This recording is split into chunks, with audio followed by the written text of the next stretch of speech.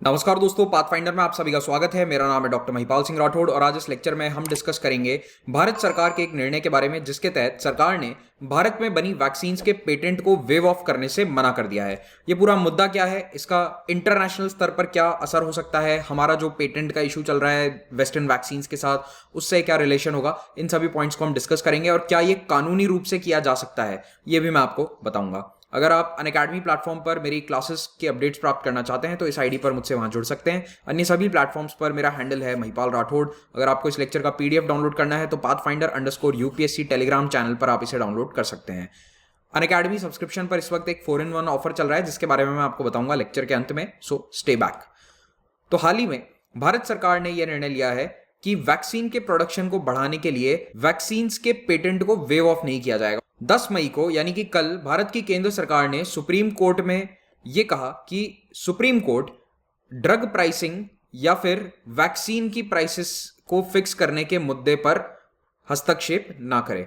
उसने यह भी सुझाव दिया, सरकार ने यह भी सुझाव दिया कि हम इंटेलेक्चुअल प्रॉपर्टी यानी कि आईपी प्रोटेक्शन को वेव ऑफ नहीं कर सकते अपनी वैक्सीन के लिए, जिससे कि दूसरी कंपनी वैक्सीन बना सके, और ये हमारा लास्ट रिजॉर्ट होगा और अभी इसकी हमें आवश्यकता नहीं है। लास्ट रिजॉर्ट का मतलब होता है कि जब कुछ भी नहीं बचा तो आखिरी हमारा ये कदम होगा, और अभी के लिए हम कंपलसरी लाइसेंसेस दूसरे मैन्युफैक्चरर्स को नहीं देना चाहते, ताकि वैक्सीन केवल ये 2 या 3 कंपनी नहीं दूसरी कंपनी भी बनाए, ऐसा अभी हमारे लिए करना जरूरी नहीं है। भारत के पूर्व प्रधानमंत्री डॉक्टर मनमोहन सिंह, वेस्ट बंगाल की स्टेट गवर्नमेंट और कई सिविल राइट्स ग्रुप्स ने यह कहा था कि कंपलसरी लाइसेंसिंग जो है वो दे देनी चाहिए दूसरी कंपनीज को। इसका मतलब क्या है आपको आगे समझ में आएगा, जिससे कि दूसरी कंपनीज भी इन वैक्सीन को बना सके। तो जिन्होंने रिसर्च एंड डेवलपमेंट नहीं भी किया है, जैसे कि भारत बायोटेक है जो कोवैक्सीन बनाती है, तो उसका जो फॉर्मूला है बनाने का वो दूसरी कंपनीज को भी दे दिया जाना चाहिए ताकि वो इस वैक्सीन को बना सकें, क्योंकि अभी देश में वैक्सीन की शॉर्टेज चल रही है। कुछ ही दिन पहले पश्चिम बंगाल की सरकार सुप्रीम कोर्ट भी गई थी, जो करंट कोविड वैक्सीनेशन पॉलिसी है उसके खिलाफ। बंगाल सरकार का यह कहना था कि देश भर में चाहे केंद्र सरकार हो या राज्य सरकारें, सभी के लिए वैक्सीन का प्राइस एक समान होना चाहिए और यूनिवर्सल कवरेज होना चाहिए। तो यानी कि सभी के लिए वैक्सीन उपलब्ध हो, एज का क्राइटेरिया ना हो, और पूरे देश में और राज्य सरकार और केंद्र सरकार के लिए बराबर प्राइसेस होने चाहिए। तो इसका बैकग्राउंड मैं आपको बता देता हूं। अभी भारत में 2 करंट वैक्सीन काम में ली जा रही हैं, इस्तेमाल हो रही हैं। एक बनाई जाती है serum institute of India SII के द्वारा, जो अदार पूनावाला और उनके परिवार की कंपनी है, और दूसरी है हैदराबाद बेस्ड भारत बायोटेक। तो इन दोनों कंपनीज की इस वक्त एक प्रकार की मोनोपोली है वैक्सीन बनाने में। दूसरी कंपनीज भी हैं, जैसे कि जाइडस कैडिला है, डॉक्टर रेड्डीज लैब है, इनकी वैक्सीन भी कुछ समय में आने ही वाली है, लेकिन अभी तक नहीं आई है एज ऑफ राइट नाउ, 11 मई को जब मैं ये लेक्चर रिकॉर्ड कर रहा हूं। हो सकता है कि इस महीने के अंत तक आ जाए, लेकिन अभी एग्जैक्ट इसके बारे में कोई इंफॉर्मेशन नहीं है।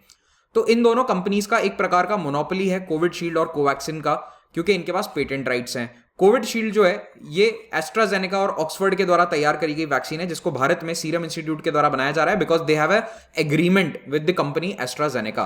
और कोवैक्सीन तो भारत की इस कंपनी भारत बायोटेक ने डेवलप करी है रिसर्च एंड डेवलपमेंट के द्वारा। और भी कई दवाइयां हैं जो कोविड के ट्रीटमेंट में इस्तेमाल करी जाती हैं, जैसे कि फेविपिरावीर, रेमडेसिविर, आइवरमेक्टिन। इन सब के लिए भी कई कंपनीज हैं जिनके पास पेटेंट बने हैं, तो उन कंपनीज के द्वारा ही ये दवाइयां बनाई जाती है। 30 अप्रैल को सुप्रीम कोर्ट ने केंद्र सरकार से यह कहा था कि क्यों ना आप ये काम करें कि जो इन दवाइयों का यानी कि इन एंटीवायरल ड्रग्स का जो इस्तेमाल किया जाता है कोविड के ट्रीटमेंट में, इन दवाइयों का पेटेंट और इन वैक्सीन का जो पेटेंट है वो वेव ऑफ कर दें, और इसको बनाने का लाइसेंस अन्य कंपनियों को भी मिल जाए, क्योंकि भारत में बहुत बड़ा फार्मा इंडस्ट्री है, बहुत सारी कंपनीज हैं फार्मा की, लेकिन सबके पास ये फॉर्मूलाज नहीं है, पेटेंट नहीं है, अधिकार नहीं है इनको बनाने के। तो अभी प्रोडक्शन बढ़ाने की आवश्यकता है, इसीलिए ये पेटेंट्स वेव ऑफ कर देने चाहिए। और ऐसा लीगली किया जा सकता है क्योंकि भारत का जो पेटेंट्स एक्ट है 1970 का, उसके सेक्शन 92 और सेक्शन 100 में इस प्रकार का एक प्रावधान रखा गया है कि पेटेंट को वेव ऑफ किया जा सकता है, यानी कि 1 साल 2 साल या कुछ पर्टिकुलर अवधि के लिए पेटेंट को ओपन किया जा सकता है, ताकि दूसरे लोग भी उसका इस्तेमाल कर सकें। अब जो ट्रिप्स एग्रीमेंट है, जिसको Doha declaration on trade related intellectual properties भी हम कहते हैं, ये भी WTO कंट्रीज को यह अधिकार देता है कि पेटेंट राइट्स को वेव ऑफ किया जा सकता है इन मैटर्स ऑफ हेल्थ इमरजेंसी। तो दुनिया में, देश में अगर कहीं पर स्वास्थ्य से संबंधित इमरजेंसी जैसे हालात हैं, तो इस प्रकार के पेटेंट्स को वेव ऑफ किया जा सकता है और कंपलसरी लाइसेंसिंग करी जा सकती है। इसका मतलब ये होता है कि आप किसी दूसरी कंपनी को लाइसेंस दे दें अपने फॉर्मूला के बेसिस पर दवाई या फिर वैक्सीन बनाने का। तो दोनों ट्रिप्स यानी कि अंतरराष्ट्रीय जो हमने संधि साइन कर रखी है, और दूसरा भारत का कानून पेटेंट्स एक्ट 1970, दोनों के तहत ये किया जा सकता है। अब भारत सरकार इंटरनेशनल लेवल पर कई महीनों से पुश कर रही है, स्पेशली साउथ अफ्रीका और इंडिया, कि कोविड-19 के दवाइयों या वैक्सीन से संबंधित जो पेटेंट्स हैं उनको ओपन कर दिया जाए, उनको शेयर किया जाए, ताकि जो डेवलप्ड कंट्रीज हैं जिन्होंने ज्यादातर वैक्सीन का डेवलपमेंट किया है, वो टेक्नोलॉजी डेवलपिंग कंट्रीज जैसे कि साउथ अफ्रीका और इंडिया के साथ भी शेयर करी जाए, ताकि इनका प्रोडक्शन तेजी से बढ़ाया जा सके। भारत के दबाव के कारण फाइनली यूएस ने पिछले हफ्ते यह निर्णय लिया था कि वो अपने पेटेंट प्रोटेक्शंस को वेव ऑफ करने के बारे में सोच रहे हैं और डब्ल्यूटीओ में इसको सपोर्ट करेंगे। मतलब अभी तक डब्ल्यूटीओ में इसका विरोध कर रहे थे यूएस, यूके, इस प्रकार के देश। तो यूएस ने अब कहा है कि वो भारत का और साउथ अफ्रीका का सपोर्ट करेगा, लेकिन अभी भी जर्मनी जैसे देश इसके विरोध में है। लेकिन अब केंद्र सरकार का जो अपने देश में स्टैंड है वो थोड़ा सा अलग है। तो केंद्र सरकार ने यह कहा कि सीरम इंस्टीट्यूट और भारत बायोटेक जैसी कंपनीज ने एक फाइनेंशियल रिस्क लिया है इन वैक्सीन को डेवलप करने के लिए, और सुप्रीम कोर्ट ज्यादा ओवर जेलस ना हो, ज्यादा आगे बढ़कर इस प्रकार के कदम ना उठाए जिससे कि भविष्य में अनफोर्सीन और अनइंटेंडेड कॉन्सिक्वेंसेस हो, यानी कि ऐसे कॉन्सिक्वेंसेस या ऐसे भविष्य में घटनाक्रम हमें देखने को मिले जो हम अभी इसके बारे में सोच भी नहीं सकते हैं। और ये कब होगा? जब जुडिशियल इंटरवेंशन करेगी, यानी कि केंद्र सरकार अंतर्राष्ट्रीय स्तर पर कुछ और चाह रही है और भारत सरकार अपने स्तर पर यानी देश में कुछ और बात कह रही है। दोनों जो व्यू पॉइंट्स हैं गवर्नमेंट के, they are separate at both the levels. Okay, तो जो केंद्र सरकार की एफिडेविट है जो इन्होंने सुप्रीम कोर्ट में कल दायर करी थी, इसमें यह कहा गया था कि सुप्रीम कोर्ट इस मामले में आए ही ना, सुप्रीम कोर्ट हस्तक्षेप ही ना करे, और इमरजेंसी पावर्स अगर वो अपने इस्तेमाल करता है, अगर जुडिशरी इस प्रकार के कोई निर्णय देता है, तो वो देश की इकोनॉमी के लिए, देश के लिए काफी नुकसानदायक हो सकता है। गृह मंत्रालय के एडिशनल सेक्रेटरी गोविंद मोहन जी के द्वारा जो एफिडेविट दायर करी गई है सुप्रीम कोर्ट में, ये उसका मैंने लाइंस वहां से लिया है।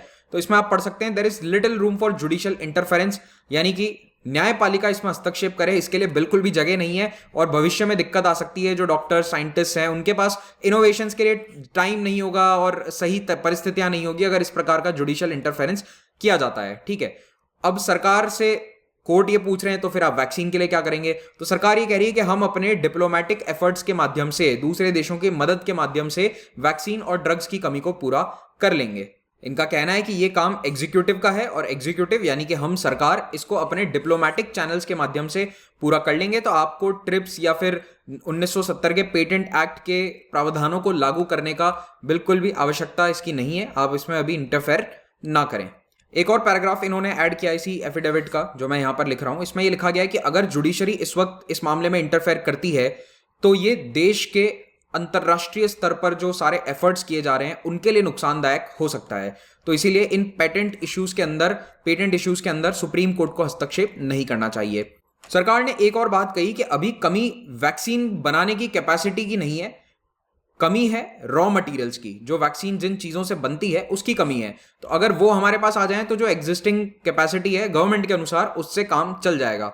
और इसमें गवर्नमेंट ने रेमडेसिविर का एग्जाम्पल दिया है, क्योंकि हाल ही में लाइसेंसेस दिए गए हैं 7 कंपनीज को रेमडेसिविर बनाने के लिए, और इसके बावजूद सप्लाई की कमी है, शॉर्टेज चल रही है इस वक्त, आप सब जानते ही होंगे रेमडेसिविर के बारे में।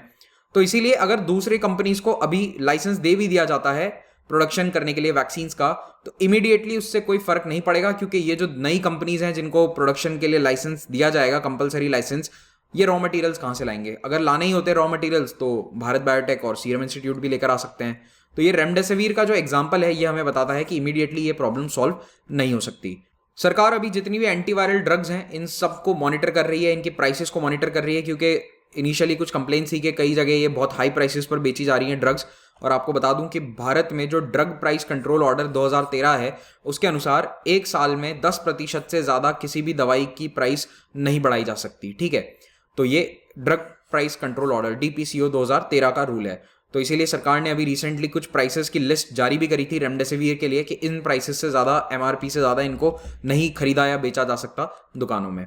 सरकार के इस कदम की कई लोगों ने आलोचना करी है। उनका ये मानना है कि अभी वैक्सीन की बहुत बड़ी शॉर्टेज है, इसको पार करने के लिए अभी कंपलसरी लाइसेंसिंग की सख्त आवश्यकता है। और दूसरी बात, अगर दूसरी कंपनीज भी मैन्युफैक्चर करने लग गई तो वैक्सीन की प्राइसेस कम हो जाएंगी। अभी भी वैक्सीन की प्राइस काफी ज्यादा है, 2 डोजेस लगवाने के लिए अप्रोक्सीमेटली 1000 रुपए तो चार्ज लगेगा ही, क्योंकि ये प्राइस तो लगभग स्टेट गवर्नमेंट को पड़ रहा है, तो इतना 1200-1500 रुपए तक का वैक्सीन प्राइस एक आम आदमी को पड़ेगा अगर वो प्राइवेट में जाकर वैक्सीन लगवाता है। तो अभी प्राइस और कम करी जा सकती है। लेकिन यहां पर दूसरा opinion organisation of pharmaceutical producers of India यानी कि OPPI का भी है।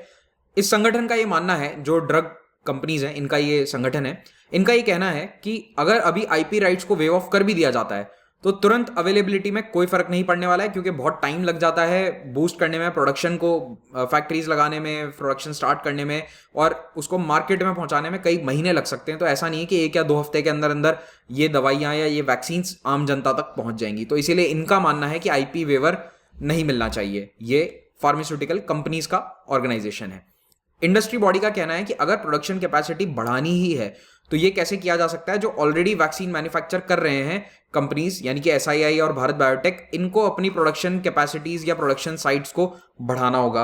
ऑलरेडी सीरम इंस्टीट्यूट तो इस काम में लगा हुआ ही है। दूसरी ओर अन्य कंपनीज वो कर सकती हैं जो सीरम इंस्टीट्यूट ने किया हुआ है, यानी कि पश्चिमी देशों की ड्रग कंपनीज के साथ लाइसेंसिंग एग्रीमेंट साइन किया जा सकता है। जैसे कि एस्ट्राजेनेका कंपनी के साथ सीरम इंस्टीट्यूट ने एग्रीमेंट साइन किया है, उसी प्रकार से अन्य कंपनीज भी कर सकती हैं, जैसे डॉक्टर रेड्डीज ने किया है स्पुतनिक के साथ। इसके कारण हम प्रोडक्शन बढ़ा पाएंगे। फिर गवर्नमेंट्स के साथ सप्लाई एग्रीमेंट साइन करने जरूरी है, क्योंकि गवर्नमेंट जब सप्लाई एग्रीमेंट साइन करती है तो एडवांस पैसा मिलता है, उससे प्रोडक्शन कैपेसिटी को तुरंत स्केल अप किया जा सकता है रैपिडली और रिलायबली। तो ये तरीका इस फार्मास्यूटिकल प्रोड्यूसर्स ऑफ इंडिया नाम की बॉडी ने बताया है। लेकिन लाइसेंसिंग एग्रीमेंट का एक बहुत बड़ा ड्रॉबैक है, क्योंकि अब सीरम इंस्टीट्यूट और एस्ट्राजेनेका के बीच में क्या डील हुई है वो हमें नहीं पता, इट्स नॉट पब्लिक नॉलेज। तो होता यह है कि अब सीरम इंस्टीट्यूट अपनी वैक्सीन का प्राइस कैसे रखेगा, किस प्रकार से उस प्राइस पॉइंट पर वो अराइव कर रहा है, ये हमें नहीं मालूम है। तो ऐसे में मॉनिटरी डिटेल्स यहां पर थोड़ी सी ओपेक हैं, यानी कि पब्लिक नहीं है और उनको पब्लिक किया भी नहीं जा सकता अगर वो कंपनी के बीच की डील है। तो इकोनॉमिस्ट जो हैं वो 2 तरह के ओपिनियन रख रहे हैं। दुनिया के आधे इकोनॉमिस्ट ही कहते हैं कि IP राइट्स का बहुत इंपॉर्टेंट रोल है इनोवेशन को प्रमोट करने के लिए। तो चाहे हेल्थ इमरजेंसी है, दुनिया में कोविड-19 फैल रहा है तेजी से, लेकिन फिर भी IP राइट्स को वेव ऑफ नहीं करना चाहिए। लेकिन दूसरी ओर कई इकोनॉमिस्ट ये भी कह रहे हैं कि अभी हेल्थ का जो इशू है वो सर्वोपरि है, तो वैक्सीन जैसी लाइफ बचाने वाली जो प्रोडक्ट है उसको अभी IP वेवर मिल जाना चाहिए। जो IP राइट्स के फेवर में है वो ये कहते हैं कि अगर कोई कंपनी रिसर्च एंड डेवलपमेंट करके नया प्रोडक्ट बना रही है, नई वैक्सीन बना रही है, तो उसको उसका रिवॉर्ड मिलना चाहिए, वरना भविष्य में वो इस प्रकार का इन्वेंशन या इतना पैसा रिसर्च एंड डेवलपमेंट में क्यों करेंगे खर्च। वो करेंगे ही नहीं, उनको लगेगा कि अगर हमारा पेटेंट तो वेव ऑफ कर दिया जाएगा then there will be no new research and development. तो इससे हमें इंसेंटिवाइज करना चाहिए R&D को पेटेंट्स के माध्यम से। लेकिन दूसरी ओर जो अर्थशास्त्री IP वेवर के पक्ष में है वो ये बताते हैं कि दुनिया की जितनी भी बड़ी फार्मास्यूटिकल कंपनीज हैं, जैसे कि फाइजर, एबट, एली लिली, इन सब का अगर आप बजट देखो तो R&D का बजट इनका बहुत ही कम है और मार्केटिंग, एडमिनिस्ट्रेटिव या एडवर्टाइजिंग का बजट काफी ज्यादा है। तो R&D पर ऐसा नहीं है कि ये अपने बजट का कोई 50% खर्च कर रहे हैं, तो इतना बड़ा इंसेंटिव इनके लिए नहीं है। R&D पर ये पैसा खर्च करते रहेंगे क्योंकि it's a very small percentage of their overall revenue.